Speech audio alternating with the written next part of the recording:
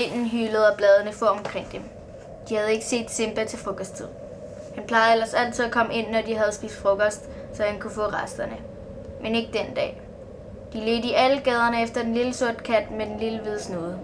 Men den var ingen sted at finde. Natasha kiggede ind gennem ruden til et gammelt skur. Ingen Simba. Hun kiggede i sit spejlbillede, som reflekterede sig i vinduet, og så en køn, spinkel pige med langt lyst hår og lyseblå øjne. Hun kiggede hen på sin robuste tvillingbror, William, som var kravlet op i et træ, mens han strøg fingrene igennem sit krøllede lyse hår. Han havde fregner i hele hovedet og de samme blå øjne som hende. Kan du se ham? Spurgte Natasha håbefuldt. Hans tavshed besvarede det. De røde efterårsblade hvirvlede rundt, ligeglad med, hvor vinden bragte dem hen. Måske var det Simba havde gjort. William hoppede ubesværet ned fra træet og gik hastigt videre. Hvad med i baggården inde hos slagteren? Han elsker jo kød, sagde han ivrigt. De kan vel ikke skade at tjekke, sagde Natasha langsomt. Hun tvivlede, da slagteren næppe havde ladet Simba komme om i baggården, da han havde dyr. Slagteren var nemlig allergisk over for pels. Natasha havde altid regnet med, at det var derfor han arbejdede med at dræbe dem. Dengang fru Andersen mistede sin pudel, prins Charles, gik der rygter om, at slagteren havde slagtet den selv og spist den. Natasha gøs ved tanken, men gik alligevel med William ned mod slagteren. William stoppede op, som ramt af lynet. Hvad er der? Spurgte Natasha ham. Vær stille og lyt, Tyssede han på hende. Hun kiggede undrende på ham, men gjorde som han sagde. Hun for sammen, præcis som han havde gjort. Det var Simba. Hun kunne tydeligt genkende hans miaven. Han miavede altid sådan, når det tordnede. Han var bange. Hvor kommer det fra? Spurgte Natasha ivrigt, lettet over, at Simba ikke hang i slagterbutikken. William lukkede øjnene for at orientere sig. derinde, Sagde han og pegede mod den gamle forladte villa. Han tøvede, men begyndte at gå hen imod den. Hvad laver du?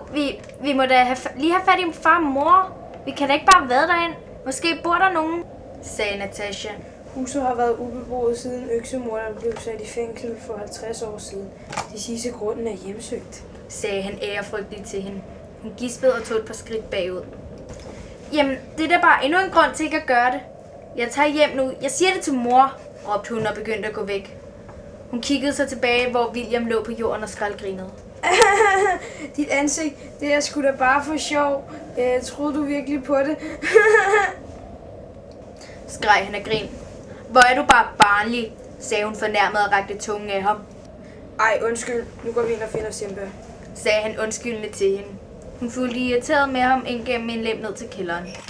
Der var helt mørkt og dystert, og kulden krøb ned ad ryggen på dem. De hostede og hakkede, da støvpartiklerne røg ned i halsen på dem. De åbnede døren til stueetagen. Se der, sagde William begejstret og pegede på nogle kattespor i de centimeter tykke lag støv. De fulgte efter de små spor og endte på første etage. Simba, kom frit frem, sagde Natasha forsigtigt og begyndte at finde godbiderne frem fra lommen. William himlede med øjnene og råbte så højt han kunne. Simba, kom nu frem. Jeg skal hjem og lave matematik, og Karin bliver altid så sur, når man ikke laver sine lektier. Natasha sendte ham et giftigt blik over hans uforsigtighed og gik ud i lyset, der kom fra det lille vindue. Hun spidsede ører og hørte en pipen inden fra det slidte skab, som stod henne i hjørnet. William gik hen og åbnede det, og ud pilede Simba, som hurtigt spurtede ned ad trappen. Simba, hvor skal du hen? Jeg har guffer til dig, råbte hun fortvivlet efter ham. Bare han ikke stikker af igen. Men hvordan endte han egentlig i det skab? Natasha trak på skuldrene og stivnede pludselig. Hørte du det? Hviskede hun bange. William spidsede ører. Der var det igen. Det kommer nærmere. Ja, jeg kan høre det. Der er en, der kommer op ad trappen.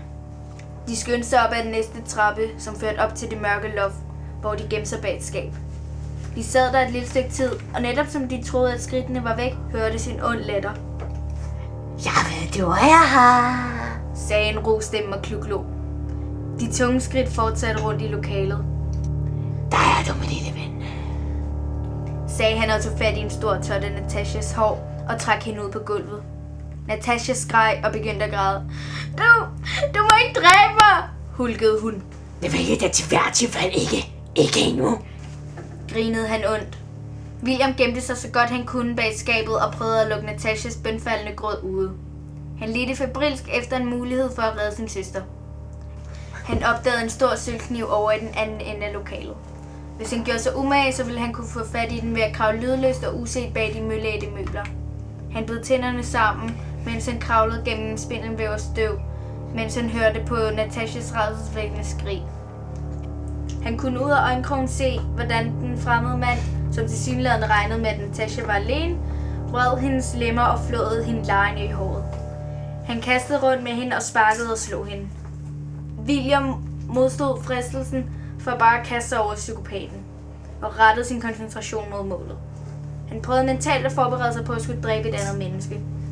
Manden, som mishandlede hans søster. William vidste ikke, om han kunne gennemføre det, men han vidste, at det var det, der skulle til for at redde Natasha. Han kravlede længere hen imod målet. Kniven var nu få meter fra ham. Han kravlede længere frem. Gulvet knirkede pludselig under ham. Hvad var det? Det var da ikke sagt, du tog en lille ven med, sagde manden til Natasha og ruskede i hende. Kom frit fra ham, jeg gør dig da ikke noget. William holdt vejret. Han hoppede op, fik fat i kniven og stormede råbende ud mod manden. Havde han ramt? Nej.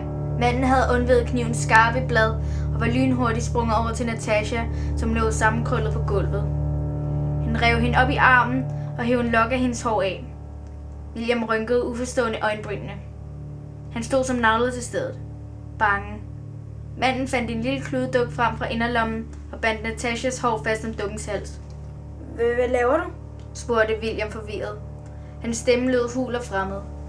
Dukken lå sammenkrøllet i mandens hænder. Han tog fat i dukkens hoved og hev den op på fødderne. Bag ham rejste Natasha sig op. Manden flyttede dukken i sin håndflade hen mod William, og bag ham flyttede Natasha besværet fødderne i samme retning. William gispede. Han havde set det før i en gammel film. Manden praktiserede voodoo. Natasha greb klodset fat i en kniv, som manden rakte hende. William bakkede hastigt bagud. Manden førte dukken fremad og fik den til at hugge med armene. Natasha gjorde lige så. William var trængt op i et hjørne. Stop, Natasha. Prøv at få kontrol over din krop. Det kan du godt. Jeg ved det. Råbte William til Natasha, som kom nærmere og nærmere, mens hun huggede med kniven. William ville prøve at flygte, men manden kunne lynhurtigt flytte dukken i sin håndflade, så Natasha ville kunne være ved William på et splitsekund. Han bakkede helt op mod væggen, hvor der stod en gammel rusten spade.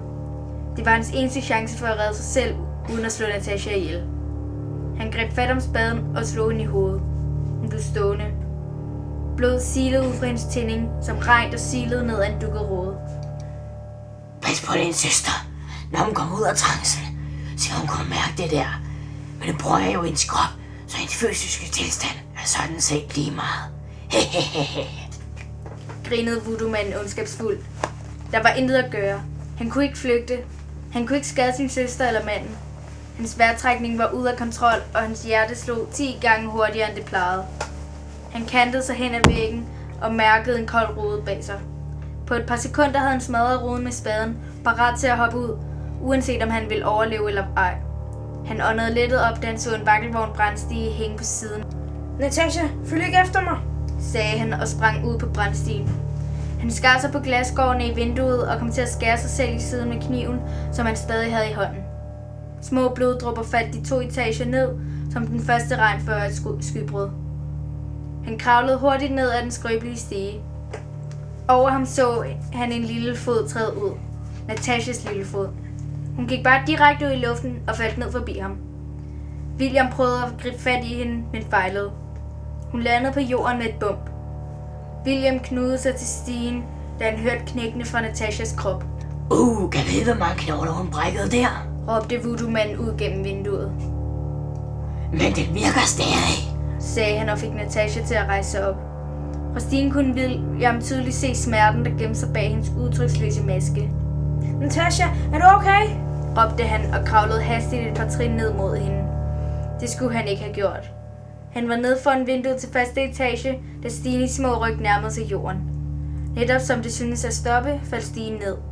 William styrtede mod jorden og landede på siden.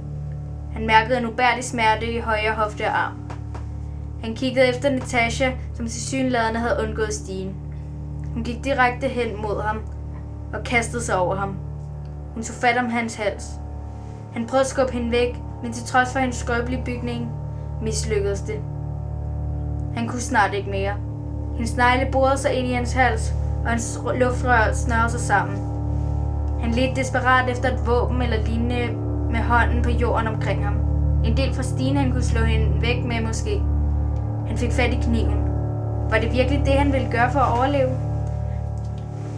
Han tænkte ikke yderligere over det, før han greb fat om skaftet og borede kniven ind i Natashas bryst og skubbede hende bagud samtidig. En stor blodplet bredte sig og dryppede ned på William, som med besvær fik skubbet hende væk. Oppe fra vinduet smilede manden skævt og lod dukken falde ned på jorden. Den landede ved siden af William, som hurtigt tog hårlokken af halsen på den. Natasha blev sig selv og begyndte at græde. Hvad har du gjort? Hviskede hun. Tårerne trillede ned gennem skidtet i hendes ansigt. Så stoppede hun med at trække vejret og lukkede lige så stille øjnene. William skreg og rejste sig op. Han kiggede på sine hænder, som var gennemvædet af sin søsters blod. Ja, han havde da overlevet, men var det virkelig det værd? Om hvem ville tro ham, hvis han fortalte om voodoo-manden? Ingen. Han var ikke gammel nok til at komme i ungdomsfængsel, men han ville blive foragtet af alle resten af sit liv. Sine forældre, sine venner, alle. Han havde intet andet valg end at flygte. Han kyssede Natasha på panden og løb så hurtigt han kunne. Han var næsten ude af byen, da han hørte en miauen ind fra en busk. Miau! Han fandt en stor sten og kyldede den derind. Ud løb en stor rød hankat. Fra denne dag forbander jeg alle katte. Det er alt sammen Simbas skyld. Hvis I bare havde været ligeglade med den dumme kat, så var det aldrig sket. Forbandet vær alle møgkatte, Råbte han bredt og kastede flere sten efter katten. Og med de ord forlod han byen.